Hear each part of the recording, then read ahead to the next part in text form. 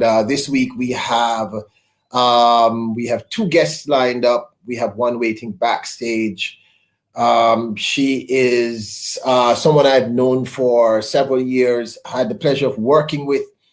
Very professional, remarkable artist, super, super talented singer, songwriter, author, music producer. I can keep going and going. Multifaceted, multi-talented, really, really remarkable personality. And beautiful person outside and beautiful person inside. Just a beautiful human being. I've had the pleasure of touring with her, touring North America with this person.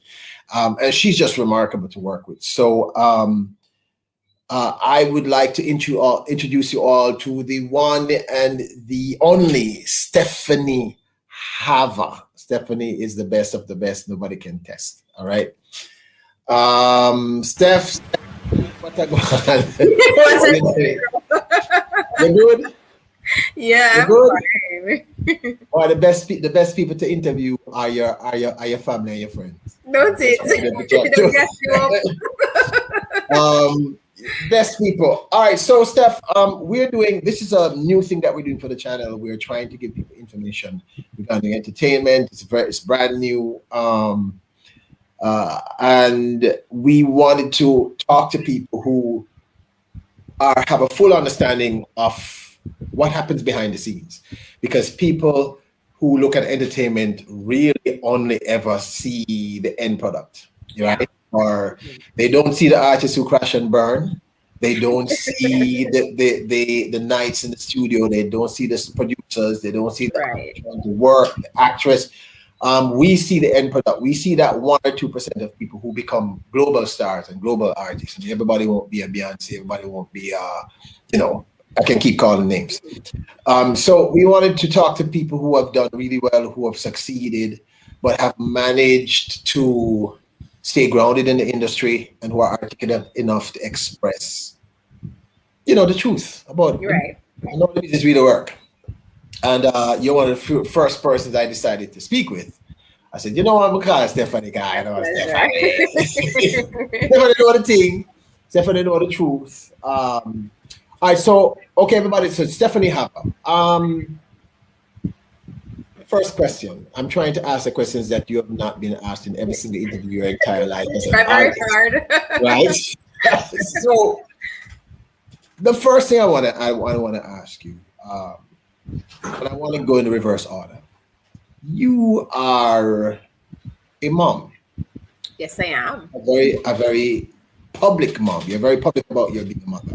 Yes. And so we're starting in the reverse order now. We're not going to start from when you did start and why you did start. We're going to start with you as a mom.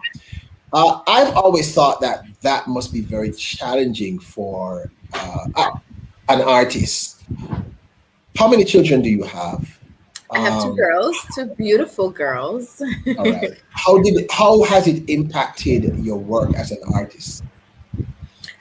Okay, well, it has impacted my work as an artist in several ways. I wouldn't say in any negative ways, but it does have its challenges because the demands of motherhood are easily a full-time job, and so is music.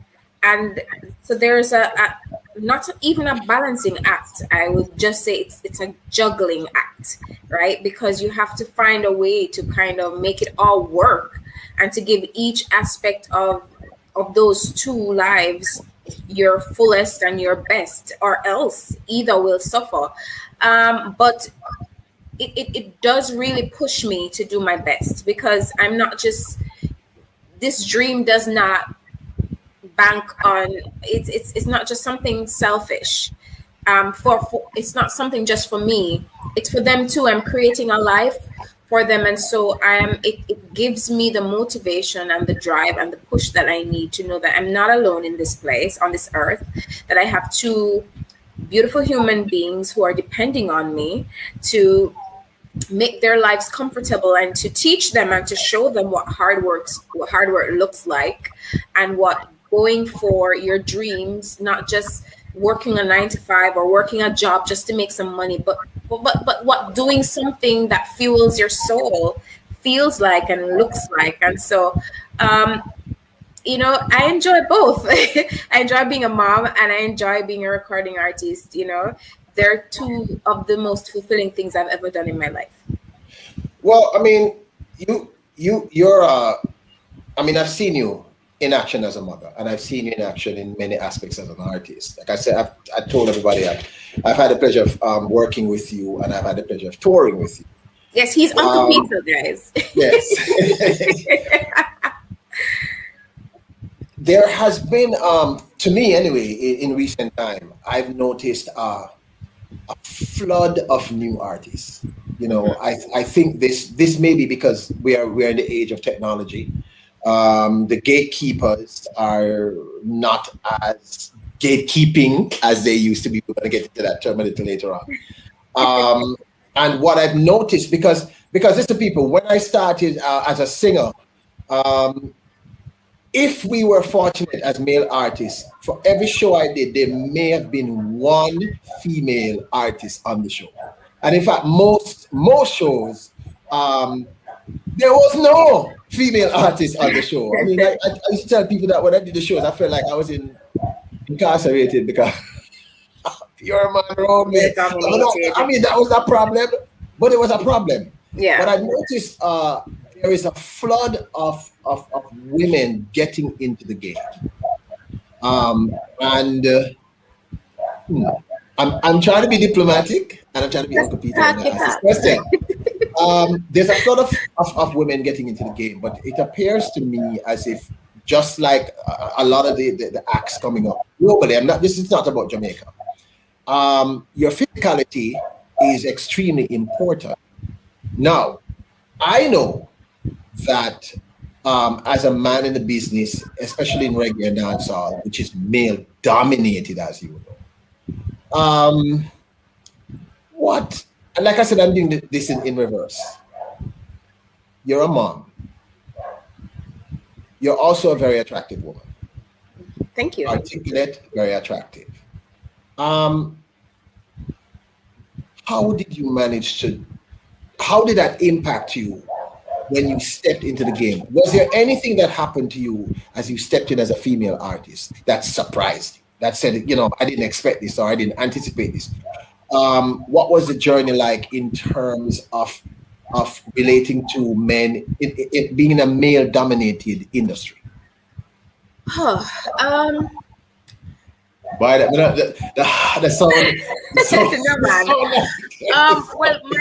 entry into the music industry, as entering a male-dominated music industry, was quite pleasant because I was under the wings of some very protective producers who were really interested in my talent.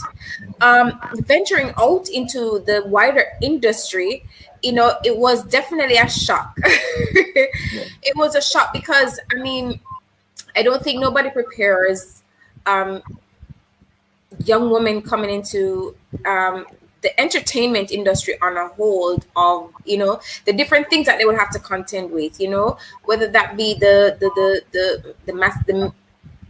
I don't really want to say toxic masculinity, but the male dominatedness of the situation, the misogyny that you encounter sometimes, and just being seen as a prey, as meat, as fresh meat, as something to be consumed other than enjoyed in terms of your talent. That was a shock to me because I had not been prepared for that. But also, luckily, I was in the company of a lot of people. I can't say I've worked with any female producers. I was always working with men because we're talking about a male-dominated situation. Right. Truly, yeah, but I was lucky to be in the company of men who mentored me and who gave me a heads up sometimes and said, you have to, be aware of these things and conduct yourself in a particular way. And that was sometimes after I'd have my feelings hurt and, or been disrespected or, been, lasciviously, lusted after. It was quite a shock. Right. Okay, give me an example. You don't have to call any names, but give me an example of one of the things that you actually experienced. Well, I was working with a very popular artist at one point, and I had already started my solo career because I started out as a backing vocalist, and then and that brought me in the circles of a lot of producers. But I had already, by this time I had my second album out, and I remember what's the name of that album, by the way, so people can. What's the name of that album? Catharsis. The second album. Yes, okay. Catharsis. Right, and so by that time I had already had some catalog under my belt, but I was still doing backing vocals because it's a part of what I do as an artist. So I remember playing some of my music for that artist, and he approached me about going on the road, touring with him, opening with him, and singing backing vocals. And I thought, oh my God, this is such a wonderful opportunity. And I was so excited because this was looking to be the big break I was looking for, going out on the road in front of massive of people, because it's a huge artist. But there was a catch. And the catch was that I had to be, his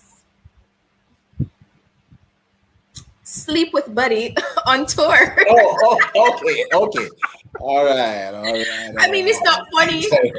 It's not funny, but I can laugh about it now because I've luckily done enough to be able to command the respect of other people in the music industry that I don't need to do stuff like that to advance myself.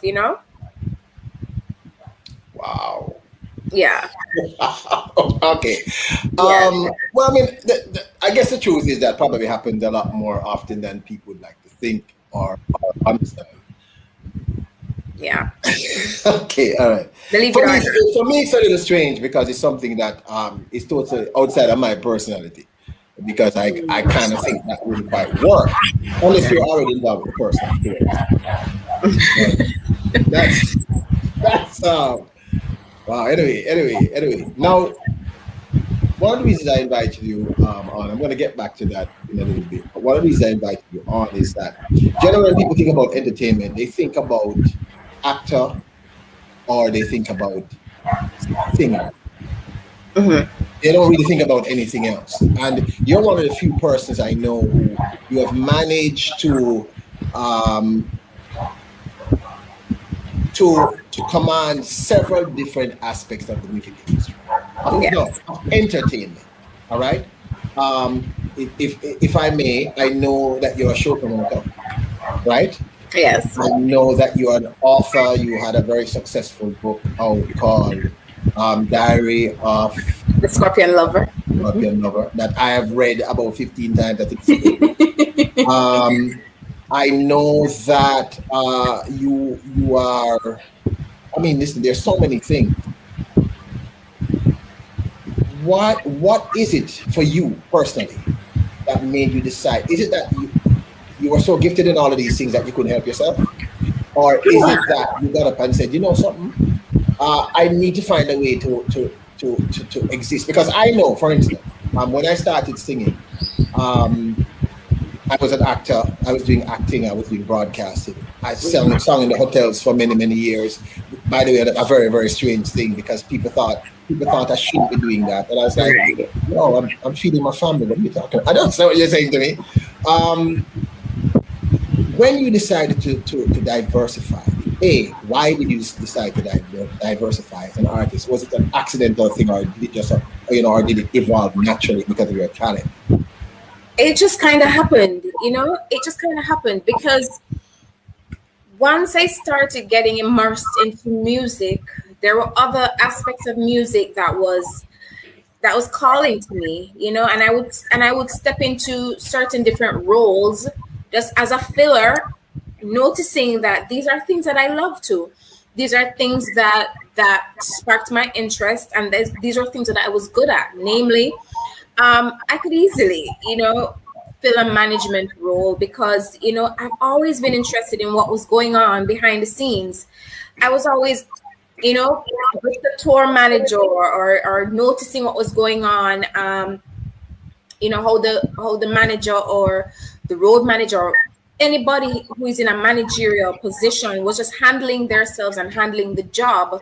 And so I picked up a lot of that from just observing, but also, and I found myself getting very interested in learning about it, and so I would buy books and stuff like that and start reading up.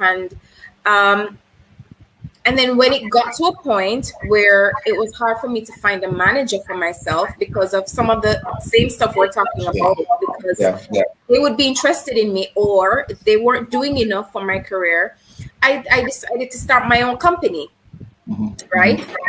Focusing on management and, publishing and stuff like that. It's called Havani Productions, which was formerly Havashia Productions.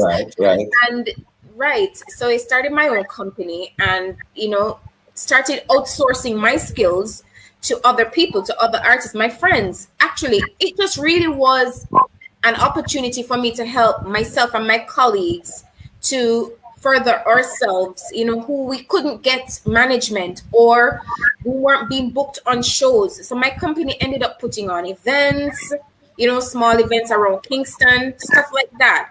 So, and then, writing, I'm a natural writer. Actually, I fell in love with writing before I knew I could sing. I often say I came out of my mother's womb singing, and that's true too. Right. I fell in love with writing first because, as I briefly explained in my book, singing wasn't something that my mother encouraged. I was always making noise in the house, and I was always told to tone down. It's a Caribbean thing, I think. I don't know. Well, if I may jump in, was it the age-old thing of your child should become, because in the Caribbean, it was traditional. It was lawyer, Indian chief. Right. You have to be one of those things. So if you're a singer, you're a loser. I was good at academics. I was being told often I was going to be the family lawyer. I was going to be the first successful person in the family, And so because I was outspoken, because I was well-read, all of that, I was going to be a lawyer. So my singing, my talent wasn't really encouraged. So because I couldn't sing out, I started reading. Oh, I got it. I became a bookworm, and so I started reading books. When the books ran out, I turned to the encyclopedias.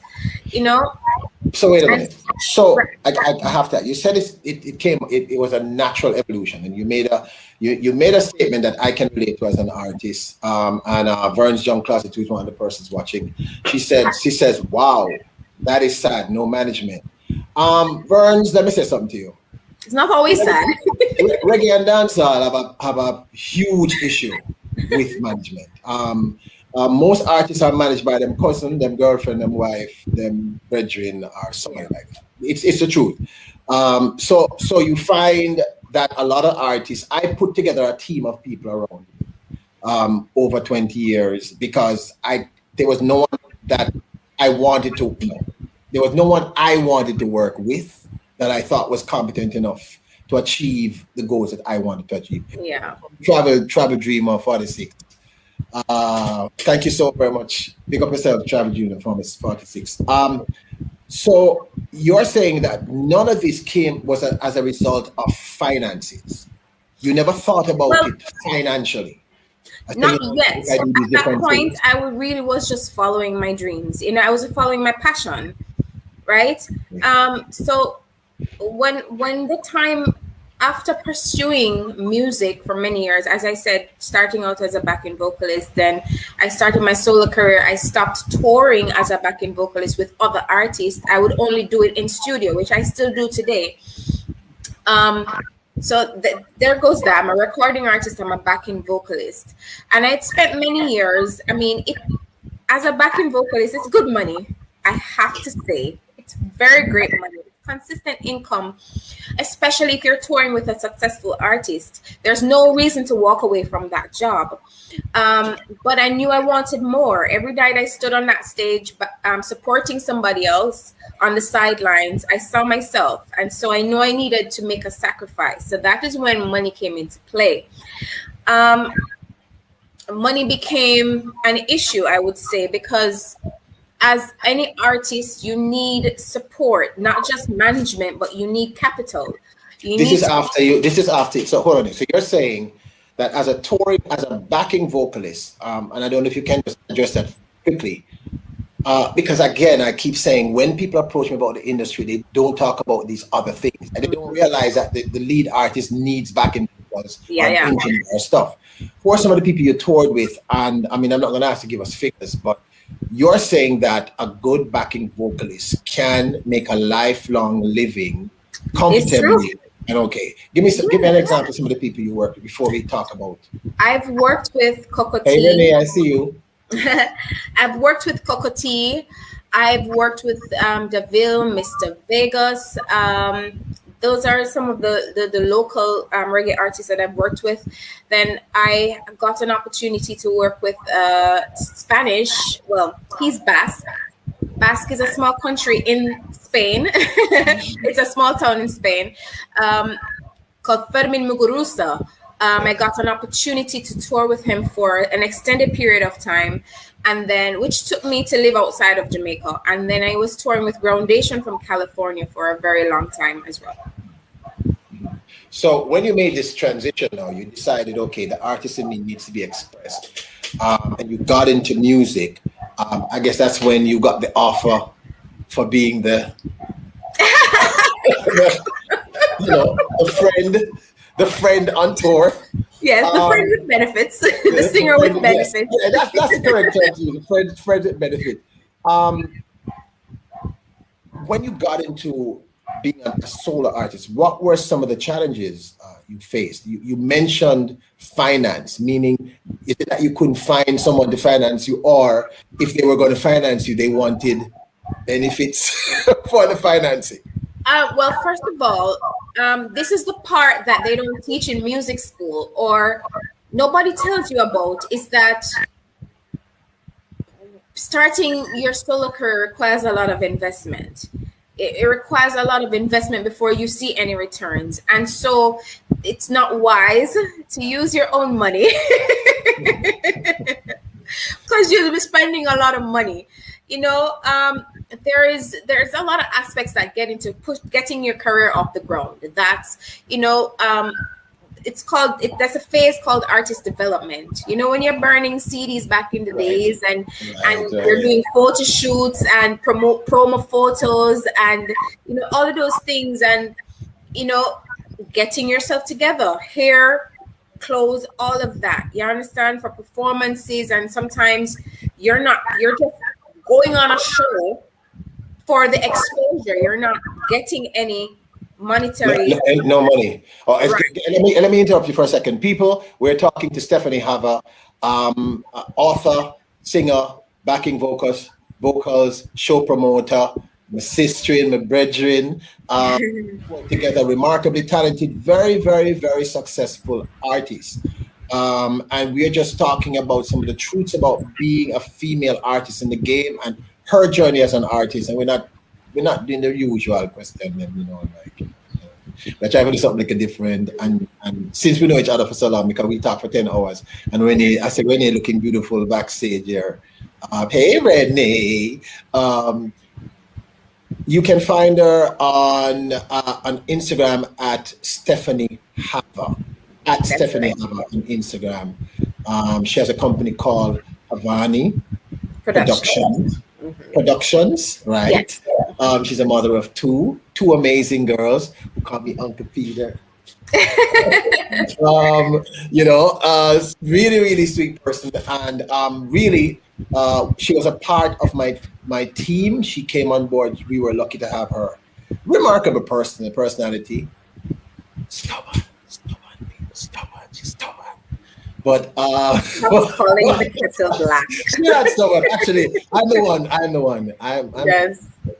It's the truth. I gotta be honest with you. Now you touched on something that nobody tells younger artists. And this has always baffled me. I was telling a young man the other day, whatever you do not invest your money. Do not invest your money. Try and find an investor. If you can, invest some of your money and invest the rest in it. Yeah. Because a lot of artists end up Yeah, spending.